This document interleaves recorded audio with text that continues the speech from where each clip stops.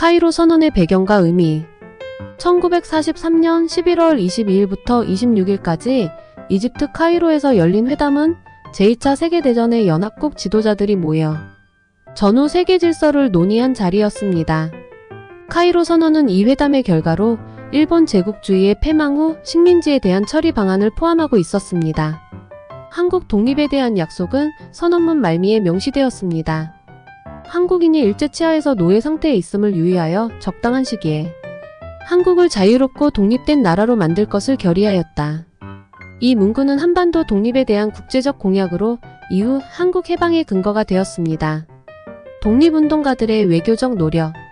카이로 선언의 배경에는 독립운동 지도자들의 헌신적인 외교 활동이 자리하고 있었습니다. 1. 김구. 김구는 대한민국 임시정부의 수반으로서 당시 중국에 망명 중이던 다른 지도자들과 협력하며 연합국의 협조를 이끌어내기 위해 노력했습니다. 그는 한국 독립의 정당성을 강조하며 중국 지도부와의 신뢰관계를 구축했습니다. 2. 김규식. 김규식은 대한민국 임시정부의 외무부장이자 외교 전문가로서 한반도 문제를 국제사회 의제에 포함시키기 위해 지속적으로 활동했습니다. 그는 장제스를 통해 미국과 영국의 한국 독립의 필요성을 설득하고자 했습니다. 3. 김원봉. 의열단을 창립하고 한국광복군을 이끈 김원봉은 항일 무장투쟁의 상징적 인물로 그의 활동은 연합국 지도자들에게 한국인의 독립 의지를 보여주는 중요한 사례였습니다.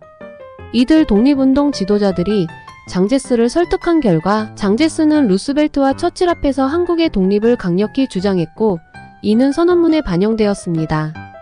카이로 선언의 의의와 한계. 1. 의의.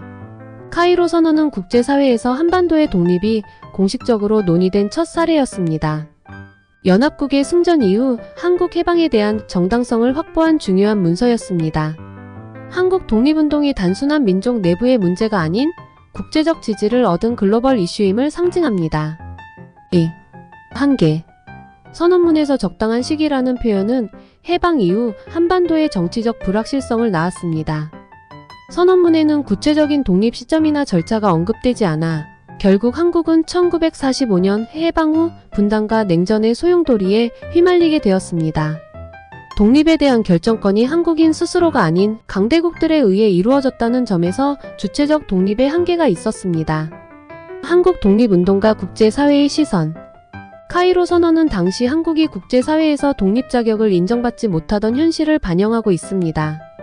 선언에서 노예 상태라는 표현은 한국인을 일본의 지배 아래 극도로 열악한 상황에 놓인 존재로 묘사하며 한국의 독립 요구가 도덕 정치적으로 정당함을 강조했습니다. 그러나 이 선언은 한국 독립운동가들의 노력뿐만 아니라 연합국이 일본의 아시아 패권을 해체하려는 전략적 목적과도 맞물려 있었습니다.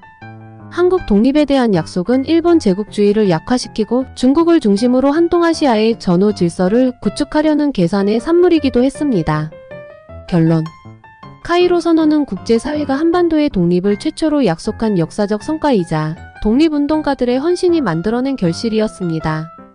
그러나 강대국 중심의 전후 질서 속에서 한국인의 독립 의지는 외부의 결정에 의존해야만 했고 이는 이후 분단과 냉전이라는 또 다른 비극을 낳는 계기가 되었습니다. 따라서 카이로 선언은 한국 독립의 기틀을 마련한 동시에 국제 정치 속에서 한국이 주체적 힘을 키워야 한다는 교훈을 남긴 사건으로 기억됩니다.